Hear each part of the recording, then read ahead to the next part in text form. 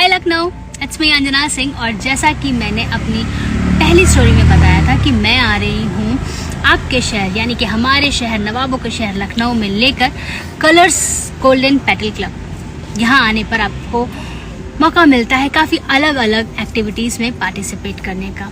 और यही नहीं, यहाँ और इस इवेंट में अगर आप आते हैं तो आप अपने फेवरेट शो के सेट पे जा कर के अपने फेवरेट कलाकारों से मिलने का मौका भी पाते हैं। और साथ ही में आप अपने फेवरेट कलाकारों से चैट कर सकते हैं, वो भी ऑनलाइन।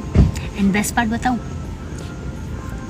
जो करंट शोज़ चल रहे हैं और जो अपकमिंग शोज़ हैं उनकी भी एक्सक्लूसिव अपडेट आपको मिलेगी इस शो में आने पर। तो फिर देर किस बात की, please save your date 15 Feb यानी कि कल। Timing 3 PM to 6 PM। Take your base hotel, Gomti Nagar.